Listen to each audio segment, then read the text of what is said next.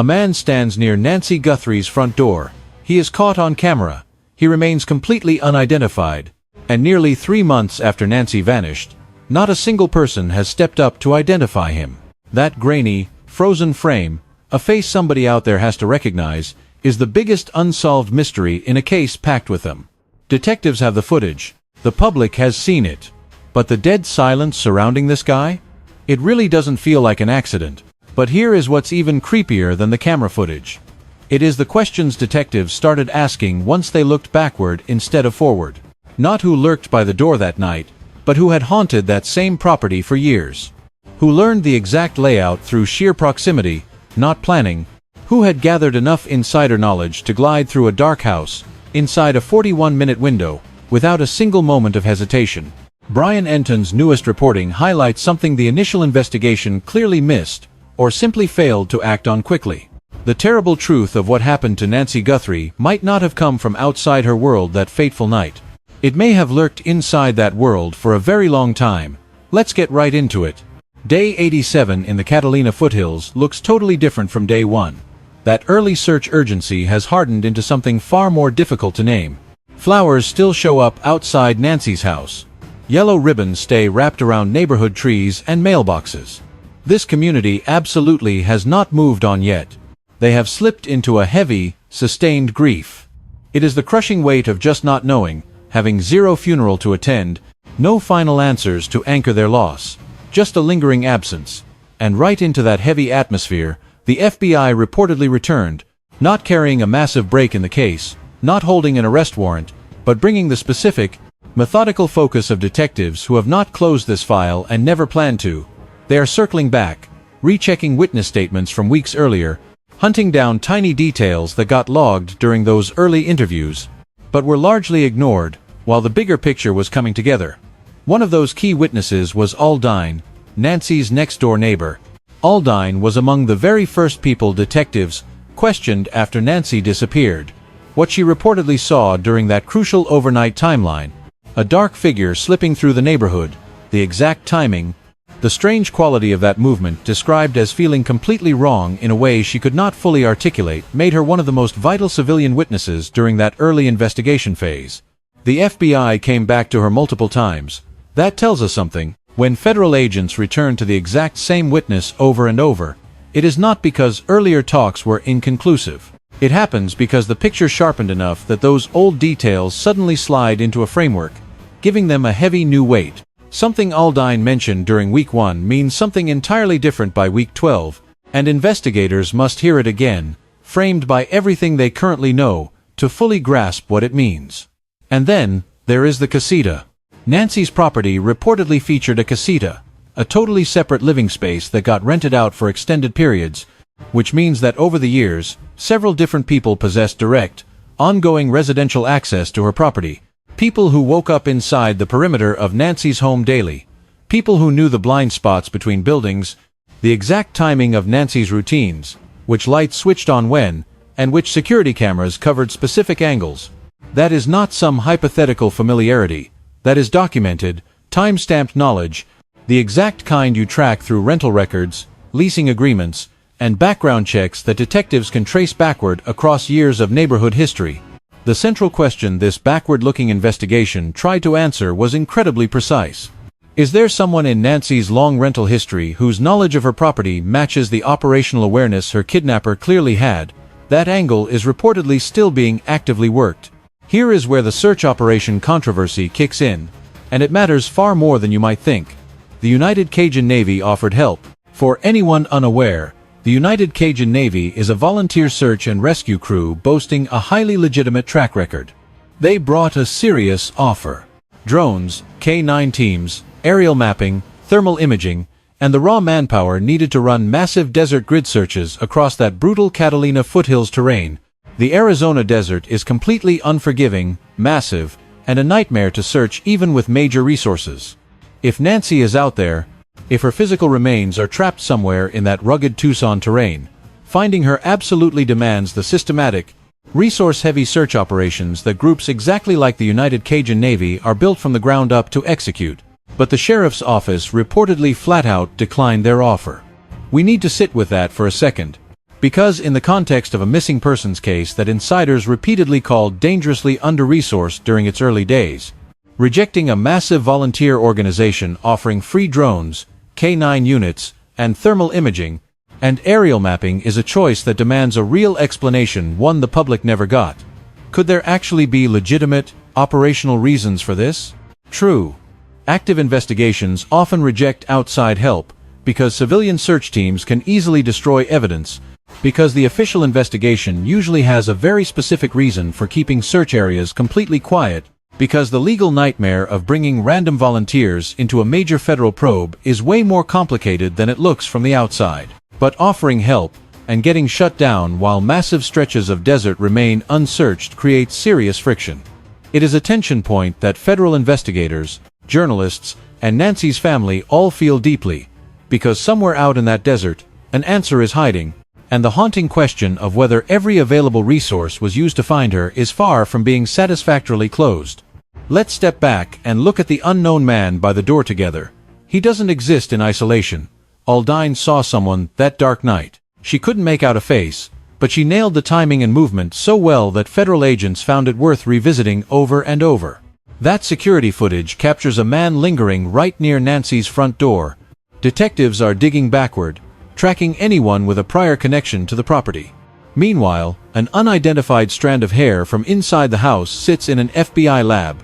These three crucial elements, a face on camera, a witness account, and unidentified DNA, form a tight investigative triangle. They don't have to trace back to one person to mean something, but if they do, if the man lurking on that surveillance footage perfectly matches the shadow Aldine described, and if the DNA profile from that hair matches a suspect dug up in the property's rental history, well, then that entire investigative triangle snaps shut. That is exactly what detectives are working toward right now. It won't be one magic clue that solves everything, but a meticulous alignment of the evidence, stripping away alternative theories one by one, until the final remaining answer is the absolute truth. They aren't quite there yet, but the path they're taking is totally visible in the hard evidence they already have in their hands. Then, bizarre letters started showing up at Aldine's house. Online true crime communities, the web forums, the Facebook groups, the internet sleuths obsessing over Nancy's sudden disappearance, had clearly zeroed in on Aldine as a highly visible, public-facing witness. The massive volume and intense nature of the mail she received showed exactly what happens when a cold case goes absolutely viral online. Wild theories, blind speculation, and demands for information. The obsessive, yet sometimes brilliant work of thousands trying to crack the mystery using public records. And the FBI actually read through all those letters. That is a massive detail. Federal agents don't waste hours reading a neighbor's fan mail unless they suspect it hides something real, a solid tip, a suspect's name, or a tiny detail from someone who spotted a clue online but hasn't had the guts to call it in through official channels yet. Every single piece of that mail serves as a vital data point from the public layer of this manhunt. Because sometimes, not always, but sometimes the person holding the smoking gun is just too scared or unsure to call the official tip line. Instead, they reach out to a witness. They drop a comment in a forum. They leak details from a safe distance, feeling far more protected behind a screen than talking to the cops. The FBI scanning those letters is proof they know the ultimate answer. Might literally be sitting inside a sealed envelope on a neighbor's porch, sent by someone terrified to make the call. You and I need to be brutally honest about where day 87 leaves this case. The shadowed man on camera remains a total ghost. Somebody watching this exact video right now knows his identity. I am dead serious about that. Look at the odds. With a true crime mystery this huge, the person who recognizes his face has probably seen the footage already, and they chose to keep their mouth shut. Will anything shift that balance of fear? Meanwhile, that single hair inside the FBI lab finally triggered a test result they are keeping totally hidden. The dead silence around that lab test, combined with insiders hinting that detectives know way more than they are letting on, screams that they found something massive. That backward dive into the home's deep history, the shady contractors, old renters, handymen, and casita tenants. That search is wide open. The suspect list has only exploded in the weeks since this started. Every single name either clears a dead end, or it doesn't. The ones who can't be cleared stay directly in the crosshairs. That casita rental history is a dark, tangled thread that hasn't been fully exposed to the public yet. unmasking the guys who had a key and lived right on Nancy's property for years. Guys who knew the floor plan perfectly because they literally slept there. That is a suspect pool the initial search totally failed to prioritize. Well, they are absolutely prioritizing it now. 3 months later, yellow ribbons still choke the mailboxes. Fresh flowers still pile up at her door. An entire community swallowed the sudden loss of a woman who was the heart of the block, and they carry that heavy trauma with zero answers. This fierce loyalty, the endless vigils, the public grief, it is not just raw emotion. It is a massive warning siren to whoever stole Nancy away, to whoever is hiding in the shadows, to the coward who saw it all happen and swallowed that toxic secret for 3 agonizing months now. This neighborhood refuses to forget. People are still whispering to the FBI, and federal agents keep rolling back in. You and I both know that is not the vibe of an investigation hitting a brick wall. Today, you and I are watching an investigation narrow down, slowly, carefully, exactly how massive federal cases are built. Not with flashy breakthroughs, but through the patient elimination of every wrong turn until only the final truth remains. A face caught on a camera, a single hair in a lab, a neighbor who missed the face, but will never forget the movement. A casita rental history that no one has publicly explained. A desert that is massive, but certainly not infinite. And somewhere out there is a person who knows exactly what went down on January 31st. Every single day, they debate if today is the day they finally talk. They are clearly prioritizing it now. 3 months later, yellow ribbons are still tied to mailboxes. Flowers keep appearing at the door. A neighborhood that absorbed the sudden absence of a woman woven into its fabric. They continue to carry that weight without any resolution. The relentless community support, the ongoing vigils, and the visible public mourning isn't just an emotional display. It is a blaring signal to whoever took Nancy, to whoever stays quiet, to the person who saw something that night and has carried that dark secret for 3 months. The neighborhood absolutely remembers. Neighbors are still talking to the FBI, and agents keep returning. That is definitely not the behavior of an investigation out of places to search. It is the clear pattern of an investigation tightening slowly, carefully. In that methodical way, federal cases are forged, not through sudden, dramatic breaks, but through the grueling elimination of everything that isn't the true answer, until only the truth remains. A face on a camera, a hair in a lab, a neighbor missing the face but remembering the motion. A casita rental history that nobody has publicly accounted for. A desert landscape that is incredibly large, but certainly not infinite. And somewhere, someone knows exactly what happened the night of January 31st. Every day since, they have to decide if today is the day they speak up. If you hold any information about the missing person case of Nancy Guthrie, anything about the man near the door, about anyone with access to that property, or anything tied to the night she vanished, please use the tip line linked in the description. Someone knows, and the FBI isn't done pushing. Say her name. Share this video. I will see you in the next one. A witness is now talking. What they are allegedly saying shifts the entire emotional architecture of this case. Not a forensic clue, not a digital trace, an actual person. Someone close enough to the situation to witness what was brewing between Annie and Tommaso before Nancy vanished. They are apparently telling investigators that Annie tried stopping him, that she watched it escalate, that she realized, right before everything turned irreversible, that Tommaso was heading in a deeply dangerous direction, and she tried, in some desperate way, to pull him back from the edge. If that witness statement holds up, it flips several things simultaneously. It drops Annie right into the middle of what was building. Not as an innocent bystander, but as someone who fully grasped Tommaso's state of mind and felt the urge to intervene. It proves the tension had escalated to a point where an outsider could clearly watch and recognize the danger. This brings you and me to the most uncomfortable question in months. If Annie tried to step in and stop it, what did she know? When did she figure it out? And what actually happened between her attempt to stop him and the dark night Nancy vanished? That is what we are unpacking right now. The witness account, and what it legally means for Annie's position in this investigation. What it reveals about the chaotic timeline of events leading straight to January 31st. And why the emotional reality of what happened inside this family before Nancy vanished might be as crucial as any data the FBI rips from a device. Stick with me here. This part moves fast, and it hits incredibly hard. Let us build the context for this witness claim first. Understanding exactly where it lands on the investigative timeline matters a ton. We crossed the 100-day mark. The FBI's digital forensic review has been running hot across multiple fronts simultaneously.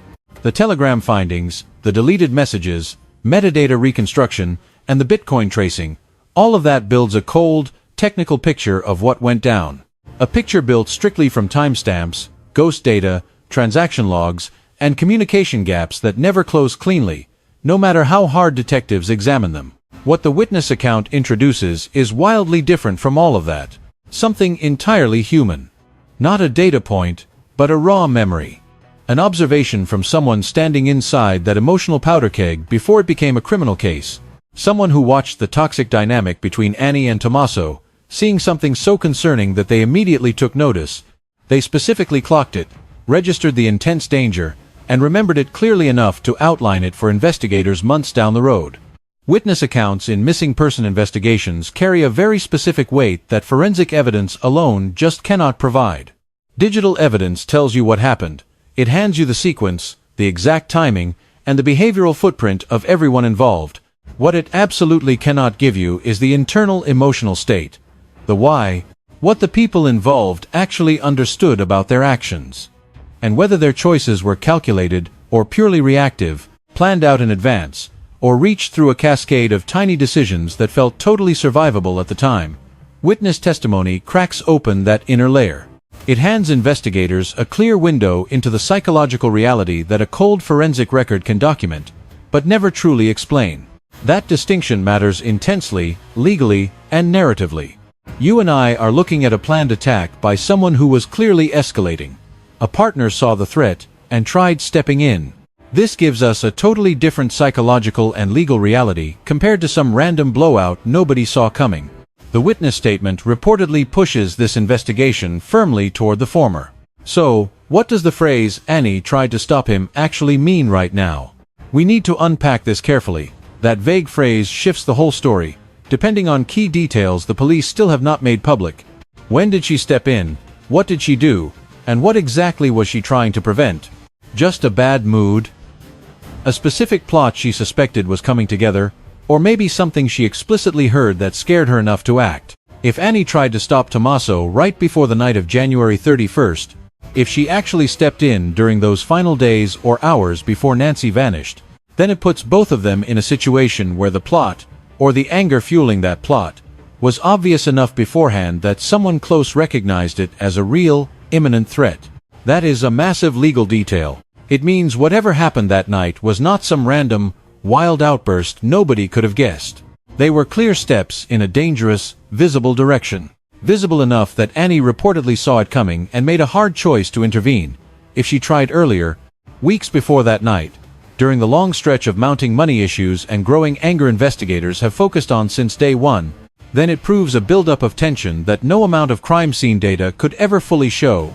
A calculated crime committed by someone visibly spiraling, while a romantic partner saw the red flags and actively tried to hit the brakes.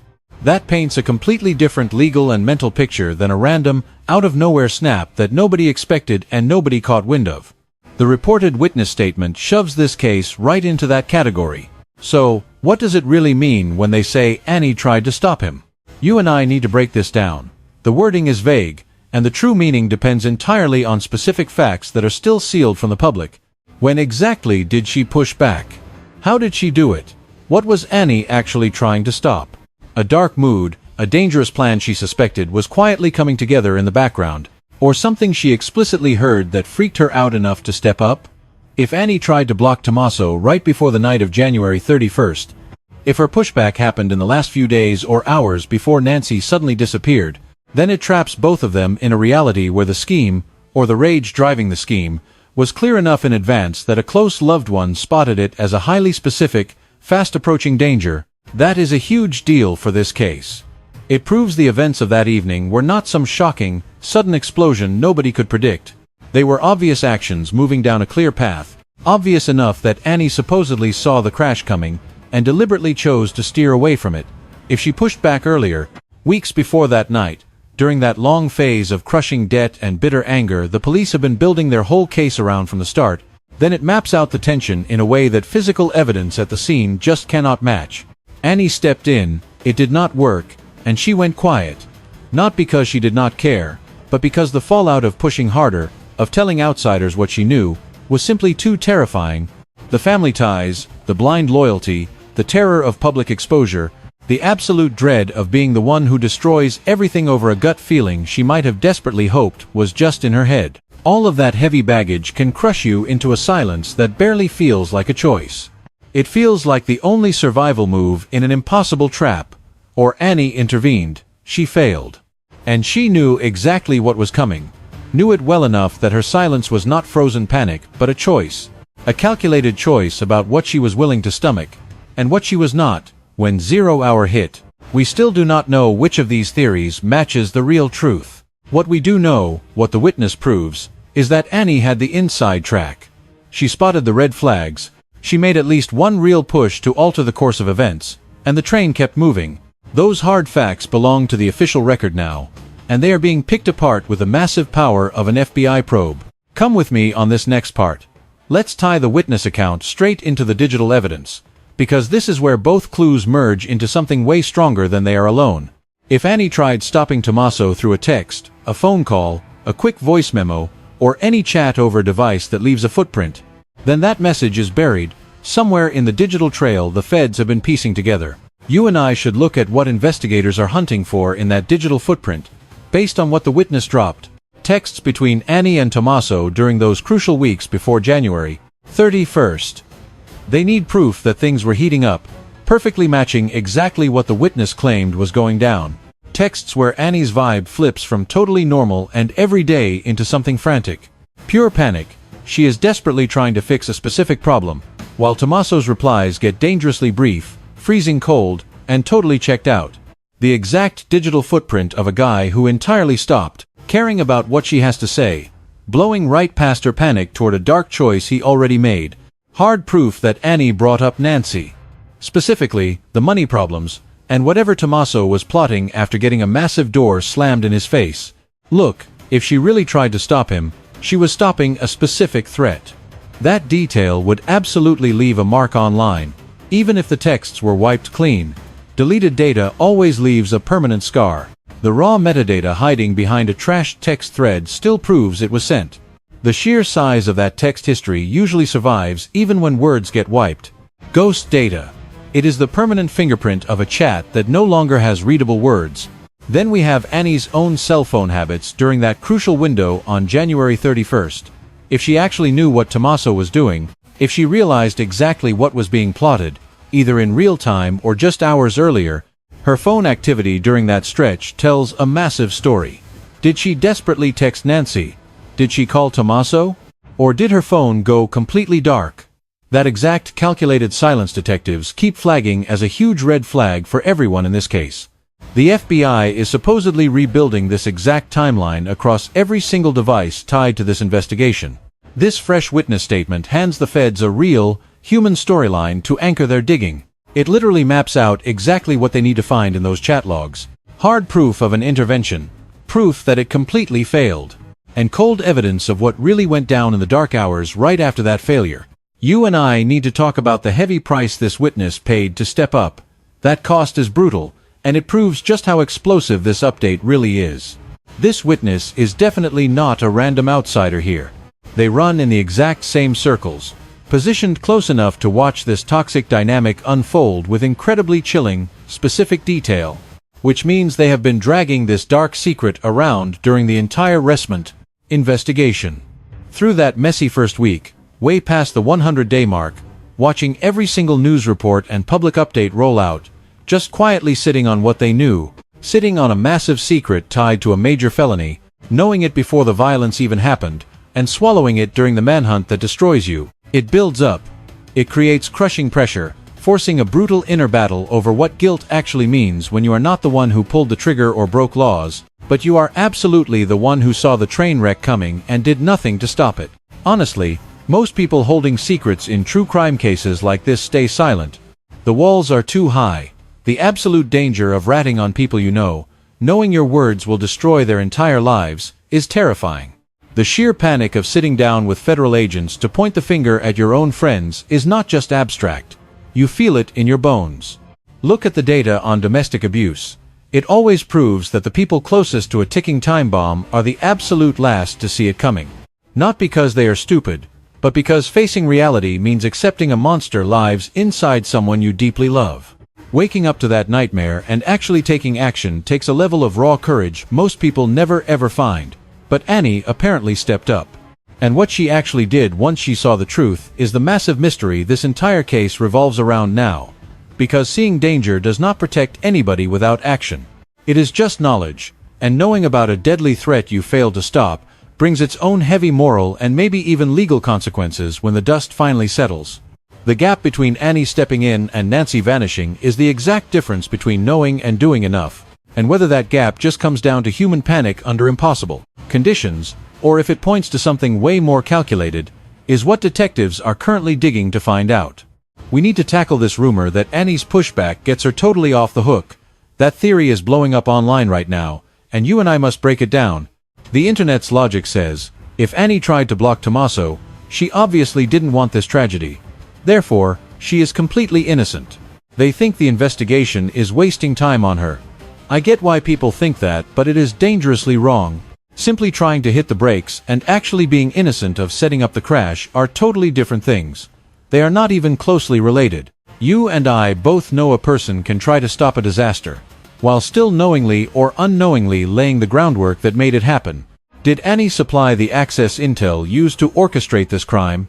Did she leak NY's daily habits, her security system, her exact movements during casual chats that weren't recognized back then as literal operational planning, but served that dark purpose anyway? After that intervention failed, did she carefully choose what to tell detectives and what to hide to manipulate how this early investigation was framed? These aren't just rhetorical questions. They're the exact issues this new witness account just blew wide open, and the intervention itself simply doesn't answer them. Honestly, the intervention just makes it worse. It proves Annie fully grasped what was brewing, which means any detail she spilled, while knowing exactly what was coming, carries a whole lot more weight than if she was just genuinely clueless about the threat. That intervention doesn't clear her name, it complicates things. And messy, complex evidence is exactly what federal agents need right now. So, let's look at where this case stands as we move into its second 100 days. This witness statement is just one brick in a massive wall of evidence that's almost totally built. Detectives are making it clear they aren't done, but they're getting incredibly close. The pieces are locking together. The next big break might not be another forensic drop or a leaked headline. It might be handcuffs. The digital footprint, the Telegram ghost data, the scrubbed messages, the Bitcoin trail, and the metadata all map out the crime and the twisted choices behind it. That DNA sitting in the FBI lab holds a biological identity, just begging for a match. The hacked Ring camera analysis has shifted from a wild theory into hard fact. The pacemaker data locks in the exact timeline. It's the anchor for absolutely everything else. And now, this witness steps up to add the human element. Their testimony proves the dark psychology that led to Nancy's fate wasn't hidden at all. It was visible. People saw the red flags. It was severe enough to trigger an intervention, a desperate move someone clearly felt was a matter of life and death. This specific testimony binds the cold forensic data directly to the tragic human story of how this nightmare started. This is the bridge linking what the FBI proves happened, to making a jury see it was a deliberate choice, not just a tragic accident.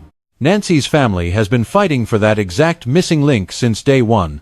Every shred of evidence, every witness, every lab breakthrough brings them closer to the answer they deserve. The witness stepped up. In a true crime case where people saw things but stayed dead silent, speaking out is huge. The whole truth about Nancy is coming together from every possible angle. The raw science, the digital footprint, the criminal profiling, and now a real human voice admitting what they saw, right before it was too late. Sure, it was too late to save her, but it is definitely not too late to get justice. So, this is where you come in. If you know anything about Nancy Guthrie's disappearance, hit the tip line below, say her name, share the video, catch you next time.